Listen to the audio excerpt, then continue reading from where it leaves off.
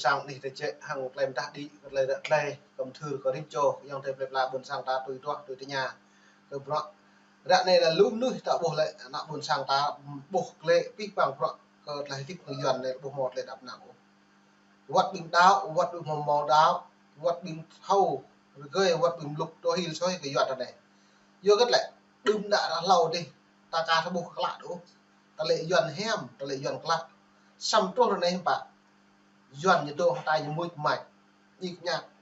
lệ nồng nọ ta lên trong tiền mà cứ được lên trong sĩ nồng nọ trong cái nằm sẽ mơ lời cô nào mà để thấp trong cái nằm trong ma tôi lời càng ngại ngại nó này cái nhà có mấy bọn này biết dọn này dịch lực biết dọn này gì nó mệt vả cắt lại là mấy đi biết bằng đấy bị cái nhà lên trong cua có mấy thì có mấy chỗ này lại mấy mỏng ta cấp ô lại tang lại thâu xong rồi mấy một lại cờ lại tươi mấy ít lại hạp á lên trong mạng video thì nhớ hàng lại như là sát chồng việc nạ buồn sạc đi cả đã tùy tua mạng pro lên trong pre phốt lắc đi phát đi đá chỉ này đã hàng dọn chỉ nghe đây mà hàng dọn dưới nó lại dọn này nhiều của mắt tôi có một đoạn về luôn dọn bộ hụi ú có phao mì có nòng bằng nhiều hụi có nòng để gái rồi này dọn nó nhiều hụi có nòng hiếm bạn có nòng này lại phục tốc này là bông màu bảo mộ sắp bông mồm nhiêu xong lên mở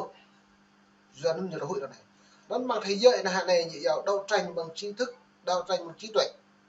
bông màu đèo vô lực nếu hàng còn lại bốc lại dọn nhiệt lực thì bông màu sao không thao tố nhiệt lực như yếu em đều đi nhưng phát hậu chỉ mong luôn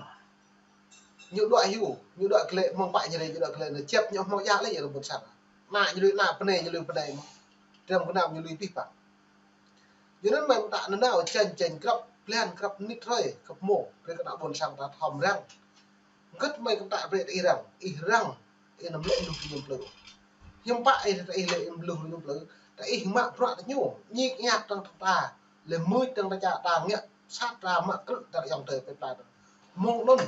doan từ đây một độ tạo thằng kia này đã bộ thằng kia này thằng đây nó bố dòng từ vào bên ít thóc này ít thóc này thằng này doan như lúc bố mắt ít một thóc hay bây mông bạc doan nhiệt lực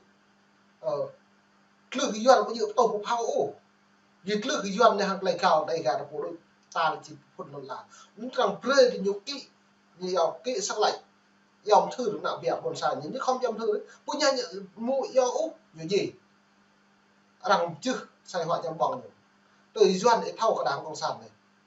nhiều hụi út là gì rất nhiều hụi là này nên về là hồn sang ta thâu cái nhiên buộc lại như này đoạn này lại dây những hụi hà bạn hà po những gì trong hụi nhiều hụi đoạn này hụi là pa ten như mình bảo thằng mò xoay mang ten như này nhiều hụi môn là như gì đó nhiều hụi vi phạm bằng thế giới này lại rằng hụi cả gì trả rằng trồng xong đối với cha cộng sản đấy tham làm như hụi các bà hụi bông hoa cho họ vừa nó nhiều thua đặc định bên như đợi kiện làm cha thì chúng sẽ đơn với đứa đàn ô nhiều bộ kỹ ô hạ nó lại bộ kêu coi úc tập như vậy bộ dòng thư ô nào tiệm đẹp lạc cái nhiệm vụ một năm nằm trước ý hai này bộ mà tôi liên quan to là lẽ cha không bà như cái đơn không mì đâu nó lại thông tin nó lại giống phát lại như tuy mà những trường hợp mỹ đoạn này là như cái nàng đừng đã lâu đi nhiều bằng Trung Quốc khả năng Trung Quốc hay nhiều là cái thù Trung Quốc một lan ran lấy bởi này lần chào Việt Nam này lần chào Việt Nam ăn năn thu đức Việt Nam mang đồn gì đó Bắc Kinh này Bắc Kinh ta hay này nó lại biết bằng rõ nạ buồn sang nó xem lòng lại phải hình lên đồng về đoạn lòng lưu đi nó cái thảo kiếm chứng cái thảo phí nhiên dần để kiếm chứng cho nên là không phí nhiên lại phải hình bởi như cao hoặc là gì hắn này từ lại hình mà thế giới này tậu mà thế trong thâu đồ trốn dục kỹ sắc lệnh cường rõ trôn ngần cả lại đủ bình cái nào tạp bình chất đọc giá cam này bình to lệ ta bàn lần là này nhiều chưa quy ca bữa lễ bình cha bàn lần thậm chí có mấy tổ tị nạn này nhớ cắt ngân sách cũng hay buổi chưa cắt lại nhiều kèm cũng bút thì mang thùng này thùng đầu vào đầu nằm này lại bút cái tít vào lệ từng cắt ngân sách nó các bằng ngân sách như tuổi già này, ngân sách NSF này, ngân sách ở trên thăm đó này, ngân sách vay vốn như thế giới này, như cắt đi ta đi. Lên như cắt ngân sách là như tăng thuế. Tôi đã có bộ hình bạc từ Việt Nam 24%. Hay thấy ta sĩ nông loại nhiều. Thực ra nhiều thực hiện những dự họ có theo con luật như thương mại tự do mà. Thực ra như sóc bọn nó lên như 44%. Tôi hơi nhìn ngạc Trung Quốc. Cái bồi đó.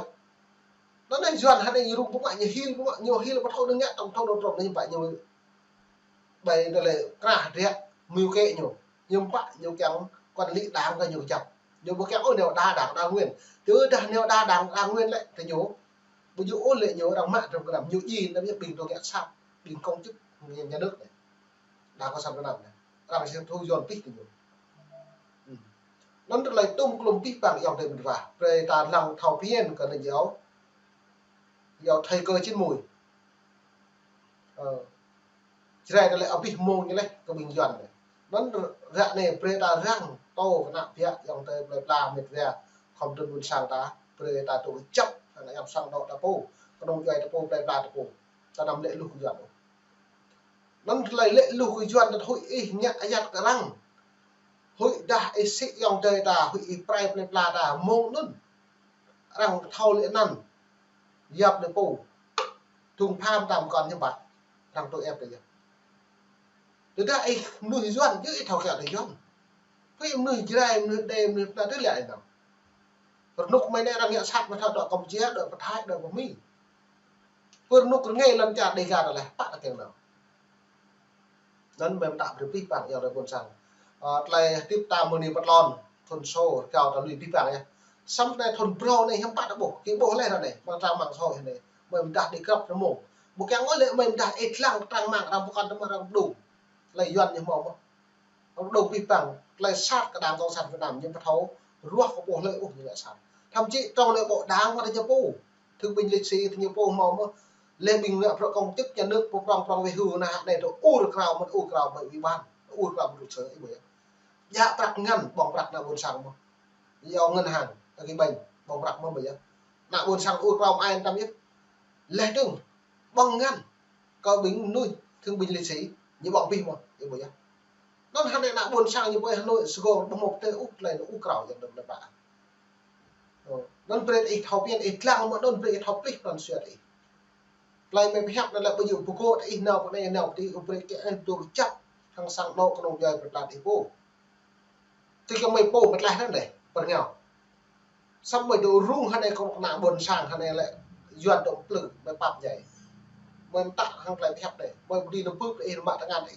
xong mình tặng hàng lại sắp đồ đấy để dòng tiền về là ra để xem rằng bố khác cái bằng rõ để thấu rằng bố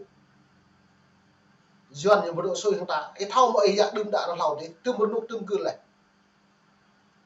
prang nhất là đồ nhất prang là đồ prang mà mi là đồ mi mà duyên tua cư từ duyên nam duyên bắc để bây giờ duyên nam là đồ là lọ này duyên bắc rồi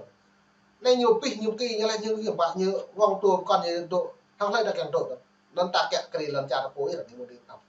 xong một cái cái lần cha là bố như bạn thành bộ một nó lại đang ra soát cái này duyên như là soát cái pi bằng từ mình công an bằng lần cha để ra rồi là chỉ tôi nhỉ chờ đã nhiều thao plei là một nhận sạt cái chỗ pap cái nhiều lên như thao mã phải yêu cái về là tôi đã nhiều bật học plei ô nhưng mà rằng tùm từ nhiều danh sách đen tùm làm ăn chủ từ nhiều nó lại mừng niệm nặng nặng buồn sang nặng tiện nhiều phố nhỉ phải nhiều phố đó là buồn sang nên mùa này chơi điều free dòng tay về là buồn sang này từ chế tạm tan kèm thư ta bàn lận là về cái bút lạ của mọi người nha về thầu về đoạn hiện về nó khắp pap lại cho cái phố mong ni nặng lần trả ta phố kẹt cái phố nên lấy cao lấy tùy rạng này chỉ trong này nó đã coi nhau cái đặc kỳ đi thầu sẽ cái đồng một đây tự nhiên lại được lại đây lại bộ màu tông của pháo về cái lại này nhiều hụi là đây lại mí cắt ngân sách nữa muốn cắt ngân sách như đang cắt cô tôi như cắt cô bà công vân cô bà mà tung đồ thốn cô bà tùy tiếp xong ở đôi Việt Nam đang cắt ngân sách dư liền như nào bây giờ cắt support cha mấy toàn cầu đã biết đồng chữ hội ăn